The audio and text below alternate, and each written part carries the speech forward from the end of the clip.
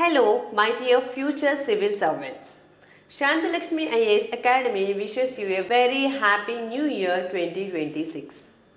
May this new year brings you a clarity in purpose, discipline in effort and courage in adversity throughout your entire journey. So now coming to our everyday prelim series, let's deal with the topics of the 1st of January 2026.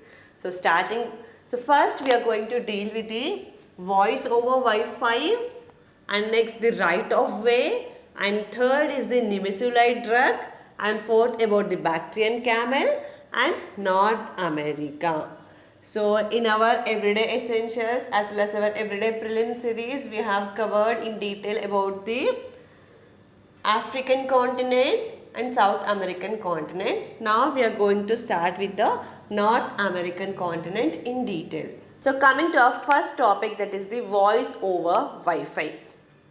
As a New Year gift to all its subscribers, the BSNL Bharatiya Sanchar Nigam Limited has announced a nationwide rollout of this voice over Wi-Fi services to all its subscribers. And with this, it became the first state-owned company to give this service to its subscribers. Previously, we have the private companies, private telecom operators like Airtel, Jio, which are providing this voice over Wi-Fi services. And BSNL is the first state-owned telecom company to start over its voice over Wi-Fi services. So let's see what is this voice over Wi-Fi. So it is also known as the Wi-Fi calling. So the name itself tells us that voice over Wi-Fi, right? So it is a telecommunication technology which enables the users to make voice calls as well as to send SMS using the Wi-Fi network instead of a cellular network. So by using the Wi-Fi network, the users can call or send SMS to the others instead of a cellular network. And it is an IMS based service, that means the IP, Internet Protocol Multimedia Subsystem. Multimedia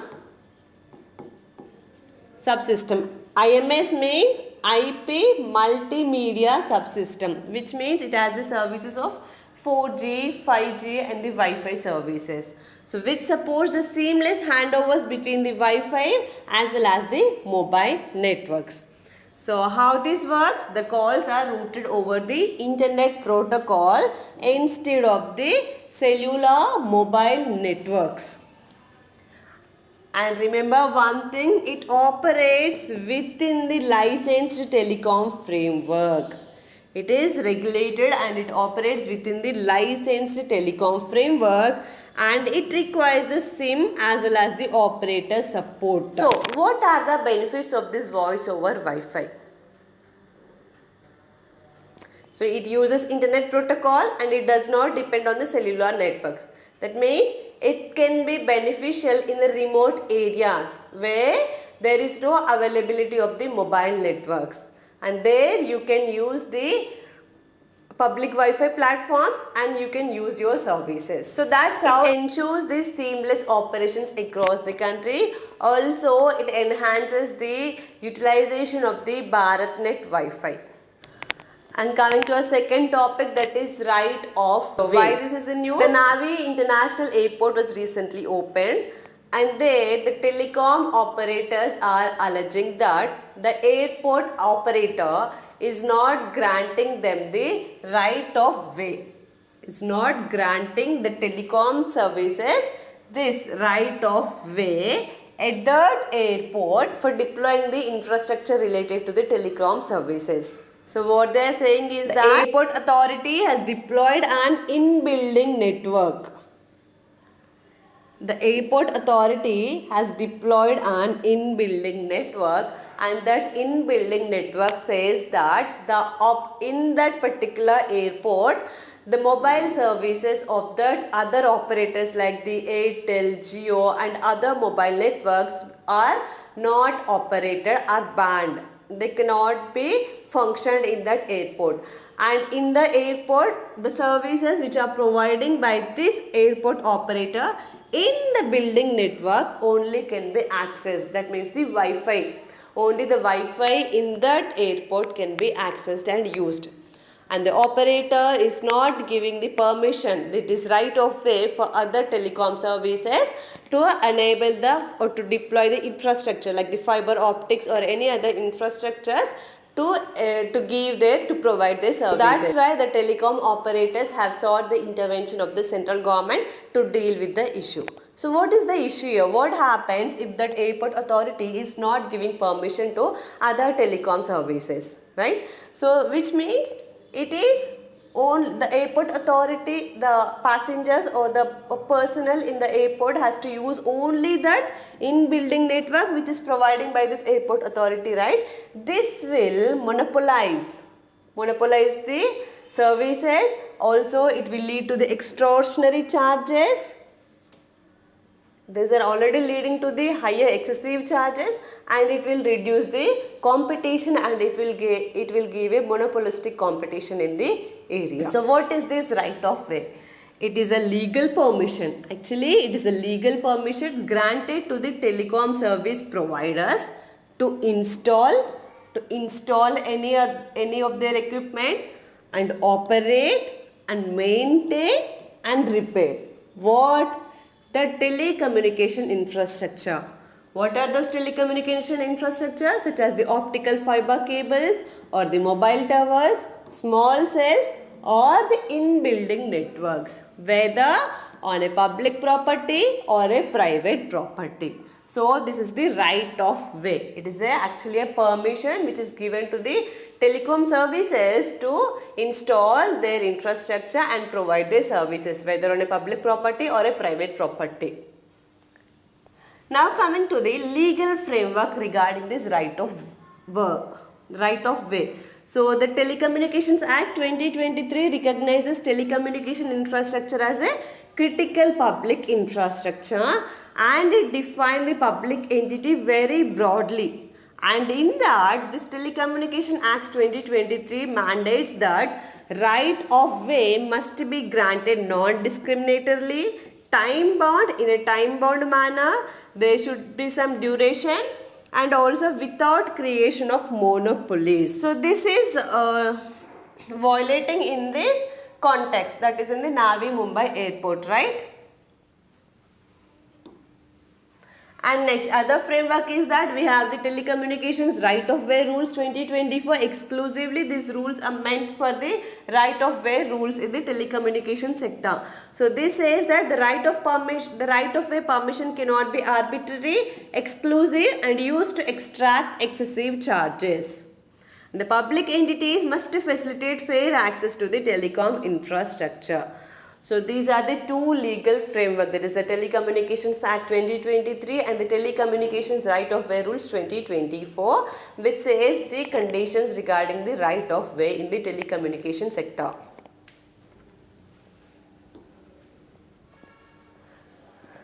Coming to our third topic, that is the Nimesulide drug. So why this is in news?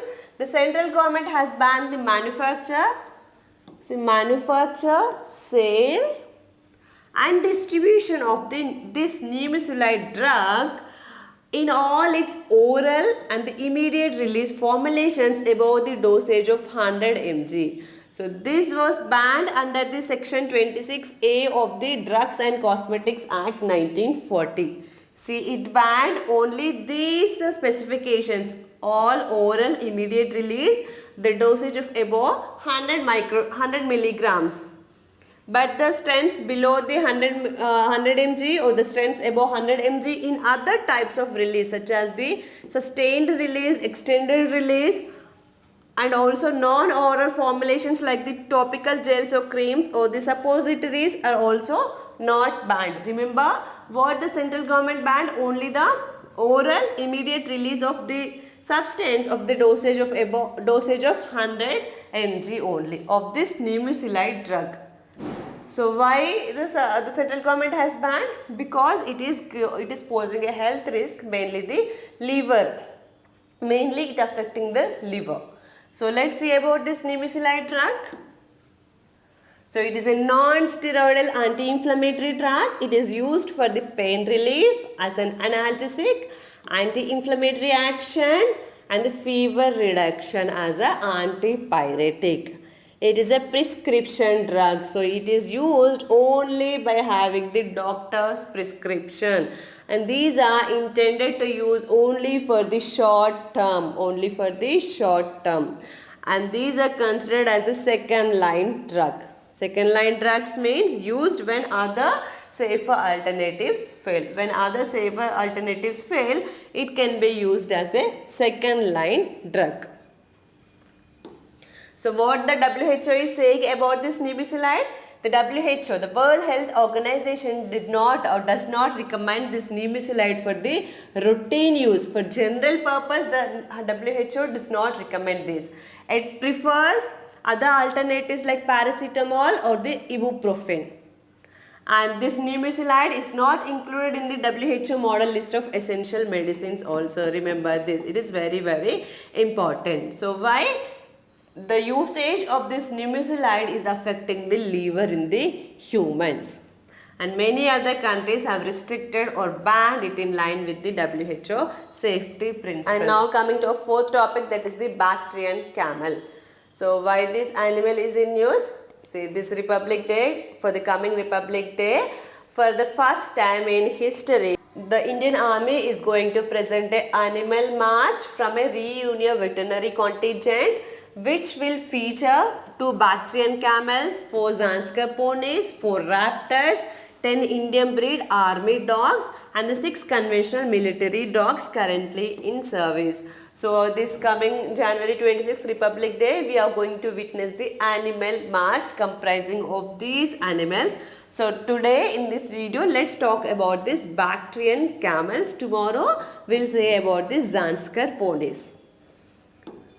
So there you can see the Bactrian camels. So how we can differentiate it from the Doomsday camels? That is, Doomsday camel has only one hump. This has the 2 humps. So it is also known as the Mongolian camel, domestic Bactrian camel, 2-humped camel, or the double-humped camel. So it is an ungulate which is native to the steppes of the Central Asia. These are distributed across Mongolia, Gobi Desert in China, Kazakhstan, in India also. So in the Ladakh cold desert region, Indian Army is using this Bactrian camels for the military purposes.